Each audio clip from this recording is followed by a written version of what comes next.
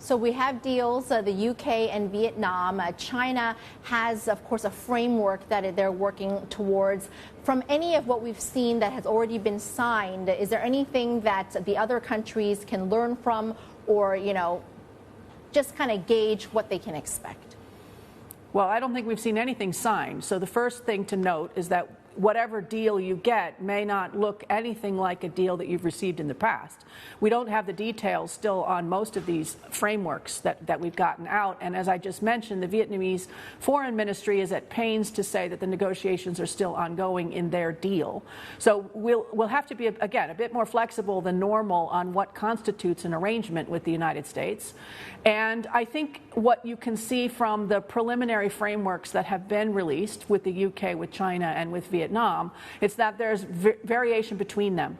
So there is a baseline level that is likely to remain in place for nearly everyone. It could be 10%. It might have exceptions. It's unclear.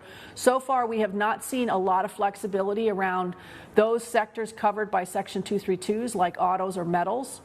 That's a problem, and it's part of what is holding up the show with the Japanese and the Koreans in particular. But we have also seen an increasing focus, we knew this was the case, on what is the level of Chinese content in products. And we see that with the transshipment discussions with Vietnam. And so there's a lot of variation in here.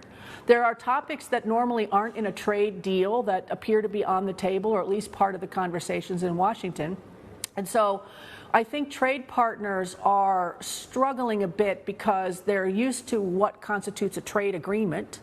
Whatever comes out of Washington may or may not fit that traditional view.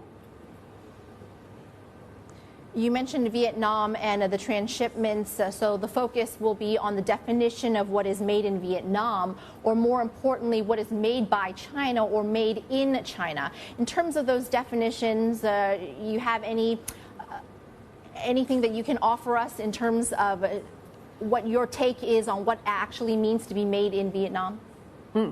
I think this is the most interesting part of what may be happening with Vietnam. As you know, Vietnam is heavily reliant on both China and the U.S. A lot of the products that are ultimately shipped to the United States have a lot of Chinese content in them, or they're made by Chinese firms that have relocated into Vietnam. And so part of this question we all have around what is transshipment is what gets captured of those trade flows. Is it all Chinese content and only Chinese content, raw materials, parts, components? Is it Chinese content like raw materials, parts, components, plus Chinese participation, as if like a Chinese joint venture in Vietnam made that product?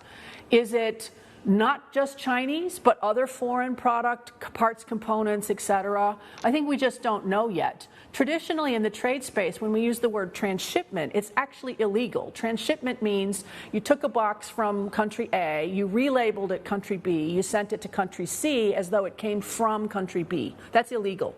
And so the interesting part about this discussion that the United States is having is either they've made that legal as long as you pay a 40% tariff, or they have a very different definition of transshipment. And that's partly too why we're waiting for the details.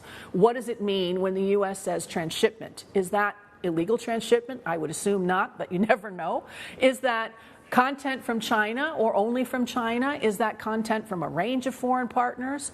And then what's the threshold level? So is it all content from China? Is it more than 10% content from China? Is it 40% content from China? We just don't know, which is why the details are extraordinarily important, of course, for Vietnam, but also for everybody else, because if that's the model, then you need to know what those details are before you agree to make your companies subject to the same set of rules.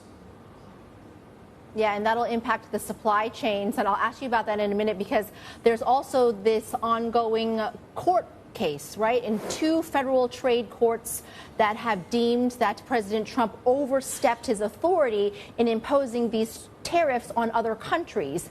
Where does that put all of this?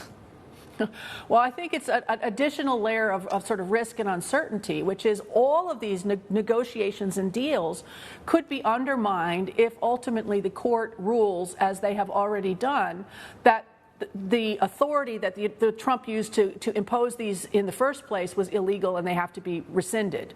Now, that doesn't mean that the United States has no other tools that it could use. It can use other kinds of ways to get the same outcome. But it would be time-consuming, and there will be a gap, I assume, between when these particular tariffs using IEEPA, the Emergency Powers Act, are struck down and when the new rules or the new sort of justification comes into force. And so there is a lot of uncertainty over how hard you would like to negotiate on deals that could be struck down internally in the United States.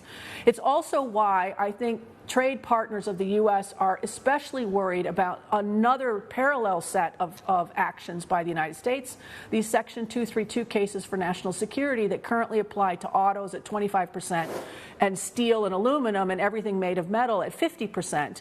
If that's the pattern going forward, then any deal that fails to address these is not actually tackling a larger and larger part of trade with the United States.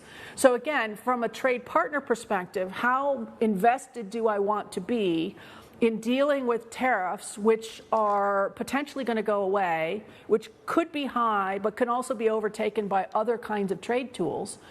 That's a whole complicated mix that is creating real tensions, and it's not surprising that we don't have 90 days and 90 deals in 90 days as originally touted by Washington.